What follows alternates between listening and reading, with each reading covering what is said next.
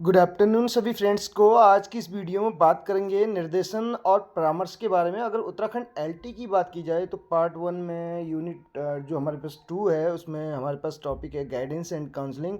तो इसके बारे में बात करेंगे। आज इस टॉपिक को समझने की कोशिश करेंगे और इसके बाद जो नेक्स्ट वीडियो होगी वो गाइडेंस एंड काउंसलिंग पे एमसीक्यूज पे बेस्ड होगी। ठीक है, तो वीडियो के अंत तक बने रहिएगा। वीडियो पसंद आए तो अपने फ्रेंड्स के साथ भी शेयर कर सकते हैं। तो स्टार्ट करते हैं। पहले नंबर का जो हमारे पास टॉपिक है जो यहाँ पे देखने को मिल रहा है आपको, निर्देशन और परामर्श। तो निर्देशन की अगर बात की जाए तो इंग्लिश में इसको बोलते हैं गाइडेंस। क्या बोलते हैं इसको? गाइडेंस बोला जाता है इसको। और ये अगर इधर बात करें, परामर्श की बात करें तो परामर्श को बोला जाता है काउंसलिंग। काउंसलिंग बोला जाता है। ठीक है, तो परामर्श इंग्लिश में काउंसलिंग बोला जाता है और गाइडेंस की बात करें तो ये निर्देशन को बोला जाता है। ठीक है, तो इनके बारे में बात कर लेते हैं कि इन दोनों के बीच डिफरेंस क्या है। What is the difference between guidance and counselling? तो पहला पॉइंट जो हमारे पास आप देख सकते हैं उसमें पहले नंबर का पॉइंट है, निर्देशन का संबंध सामान्य तथा सामूहिक रूप से समूह विशेष की के व्यक्तियों की समस्याओं से हो सकता है। अब जो गाइडेंस है, आपने ध्यान दिया होगा, गाइडलाइन जारी होती है जैसे कि वो किसी व्यक्ति विशेष के लिए नहीं होती है। उसका किससे संबंध होता है? ये सामूहिक रूप से, यानी कि समूह विशेष के व्यक्तियों की समस्याओं से हो सकता है। यानी कि ये ग्रुप के लिए होता है। किसके लिए होता है? ग्रुप के लिए। ठीक, निर्देशन की बात करें तो ग्रुप के लिए होता है, यानी कि पर्टिकुलर नहीं होता है। सामान्य तथा सामूहिक रूप से समूह विशेष, कोई भी समूह विशेष हो सकता है। ठीक है, पर्टिकुलर कोई ग्रुप की बात हो सकती है, लेकिन ग्रुप में ये जो है इसका जो मेन पॉइंट है यहाँ पे आप इसको ऐसे याद कर सकते हैं, ये ग्रुप पे बेस्ड होता है। और परामर्श हमेशा किसी एक व्यक्ति या व्यक्ति विशेष से संबंधित होता है। ये किसी पर्टिकुलर यानी कि व्यक्ति विशेष से संबंध इसका होता है। ये ग्रुप इसके लिए ग्रुप का होना ज़रूरी है और ये जो है पर्टिकुलर किसी पर्सन के लिए दिया जाता है परामर्श। ठीक है, आगे बात करें, दूसरे पॉइंट की ओर बढ़ते हैं। सेकंड नंबर का पॉइंट है, निर्देशन एक व्यापक प्रक्रिया है। निर्देशन क्या है? एक कॉम्प्रिहेंसिव प्रोसेस है। ये क्या है? कॉम्प्रिहेंसिव प्रोसेस है। और यहाँ अगर परामर्श की बात करें, परामर्श निर्देशन प्रक्रिया का एक अंग है। This is the part of what? Guidance. ये गाइडेंस का एक पार्ट है, निर्देशन का ही एक भाग है। क्या? परामर्श जो है निर्देशन का एक भाग है। यानी कि निर्देशन जो है हम मान सकते हैं एक बड़ा टॉपिक है और उसका ही एक पार्ट क्या है? काउंसलिंग है। थर्ड पॉइंट की ओर बढ़ते हैं। थर्ड पॉइंट हमारे पास क्या है? निर्देशन जो है पत्र पत्रिकाओं, पुस्तकों, समाचार आदि के माध्यम से दिया जा सकता है। जो गाइडेंस है वो किसके द्वारा गाइड किया जा सकता है? कहने का मतलब है पत्र पत्रिकाओं यानी कि मैगजीन्स के द्वारा, बुक्स के द्वारा, न्यूज़पेपर्स के द्वारा दिया जा सकता है। लेकिन अगर परामर्श की बात की जाए, काउंसलिंग की बात की जाए तो इसके लिए क्या है? आपसी विचार विमर्श तथा तर्क वितर्क आवश्यक है। यानी कि इसमें जो है आपसी विचार विमर्श जरूरी है। यानी कि ये कहाँ पे होगा? फेस टू फेस होगा। कहने का मतलब है फेस टू फेस हो सकता है या हो सकता है फ़ोन पे भी हो सकता है, ऐसा कुछ नहीं है। लेकिन जो ये है ये जो है गाइडेंस जो है वो पत्र पत्रिकाओं के माध्यम से भी दे सकते हैं, लेकिन इसमें जो है आमने सामने होना ज़रूरी है, तब जाके जो है एक प्रॉपर उसको काउंसलिंग प्रोवाइड की जा सकती है। थर्ड पॉइंट हमारा हो गया। अब लास्ट जो पॉइंट है उसको भी डिस्कस कर लेते हैं। निर्देशन का संबंध जो है शैक्षिक, व्यावसायिक और सांस्कृतिक समस्याओं से होता है। निर्देशन का जो संबंध होगा वो शिक्षा से संबंधित हो सकता है, व्यवसाय से संबंधित हो सकता है, या कल्चर जो प्रॉब्लम्स हैं उन पे बेस्ड इसका हो सकता है। निर्देशन का संबंध जैसे कि हमने बताया शैक्षिक, व्यावसायिक और सांस्कृतिक समस्याओं से होता है। लेकिन अगर परामर्श की बात की जाए तो परामर्श का संबंध बालक और बालिकाओं की व्यक्तिगत समस्याओं से होता है।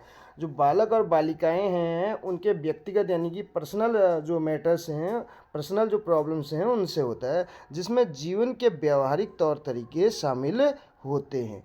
तो परामर्श और अगर गाइडेंस की बात करें तो अच्छे से हमने इनको समझने की कोशिश की, इन दोनों टॉपिक्स को।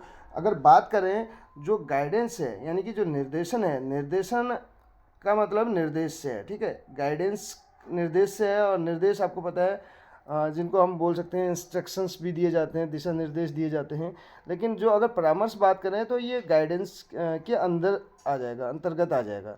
ठीक, और इसमें हमने पहला पॉइंट डिस्कस किया, ये ग्रुप बेस्ड होता है और ये किसी पर्टिकुलर पर्सन की बात इसमें होती है। ठीक है, तो यहाँ पे हमने पर्सन लिख दिया, ठीक। और दूसरा पॉइंट हमने क्या पढ़ा, ये जो है व्यापक प्रक्रिया है और ये परामर्श जो है निर्देशन का एक अंग है। नेक्स्ट पॉइंट हमने ये पढ़ा कि निर्देशन जो है पत्र पत्रिकाओं के माध्यम से, पुस्तकों के माध्यम से, न्यूज़पेपर्स के माध्यम से दिया जा सकता है, लेकिन परामर्श के लिए क्या है, आपसी विचार विमर्श जरूरी है और तर्क वितर्क भी आवश्यक है। नेक्स्ट की बात करें, निर्देशन में हमने पढ़ा कि शैक्षिक, व्यावसायिक और सांस्कृतिक होता है इसका संबंध जो है समस्याओं से, कौन सी समस्याओं से, शैक्षिक, व्यावसायिक और सांस्कृतिक समस्याओं से होता है।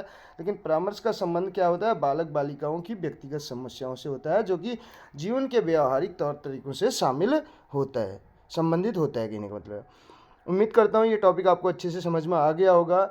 अगला अगर पॉइंट हमारे पास देखें, जो आप देख सकते हैं उसमें क्या है, किसी व्यक्ति की व्यक्तिगत समस्याओं और कठिनाइयों को दूर करने के लिए दी जाने वाली राय, मशवरा और मार्गदर्शन ही परामर्श कहलाता है। परामर्श को काउंसलिंग कहा जाता है।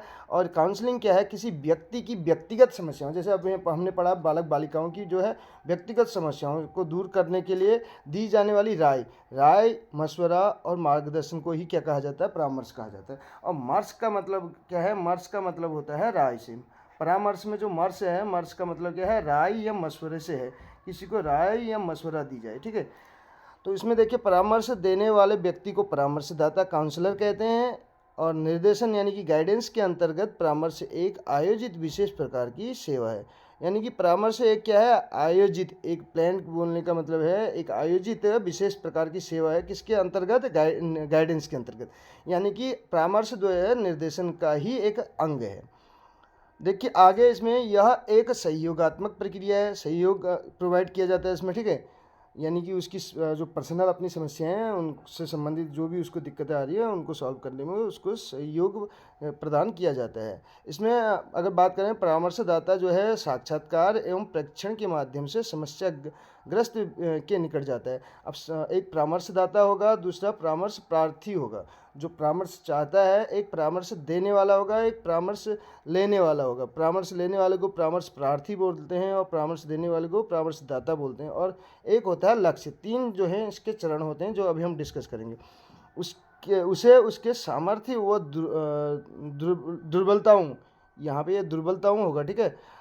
उसके सामर्थ्य और दुर्बलताओं के बारे में उसे सही जानकारी कराता है। यानी कि जो परामर्शदाता है, जो काउंसलर है, वो क्या करेगा, जो काउंसलर है वो क्या करेगा, जो काउंसलर है वो जिसको प्रॉब्लम है, समस्या है, उसको क्या करेगा, उसके अकॉर्डिंग, उसकी सिचुएशन को, उसकी परिस्थिति को समझते हुए उसका साक्षात्कार और प्रेक्षण के माध्यम से उसके निकट जाएगा और उसके सामर्थ्य के अनुसार जो भी एक सटीक जो वो हो सकता है सॉल्यूशन, वो उसको प्रोवाइड करेगा। आगे देखिए, इसमें परामर्श की प्रक्रिया के घटक क्या क्या हैं। अब जो परामर्श की प्रक्रिया है, इसके घटक क्या हैं, इसके कंपोनेंट्स क्या क्या हैं। परामर्श प्रक्रिया के 3 घटक मुख्य हैं, जिसमें परामर्श के लक्ष्य यानी कि गोल ऑफ काउंसलिंग, यानी कि लक्ष्य क्या है, लक्ष्य यानी कि किस बारे में उसको परामर्श देना है, परामर्श किस लिए चाहिए। अब ऐसे समझिए इसको, एक परामर्शदाता है, ठीक है, परामर्शदाता है, और दूसरा परामर्श प्रार्थी है।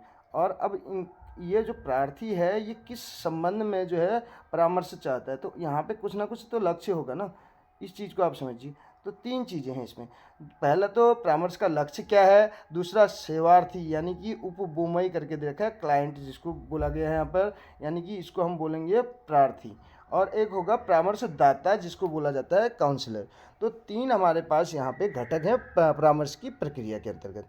तो ये जो है, अगर यहाँ से क्वेश्चन बनता है तो इसको भी आप अच्छे से नोट डाउन कर सकते हैं। नेक्स्ट देखिए, परामर्श की विशेषताएं क्या होती हैं। अब किस लिए दिया जाता है परामर्श, ठीक है। Characteristics of counselling.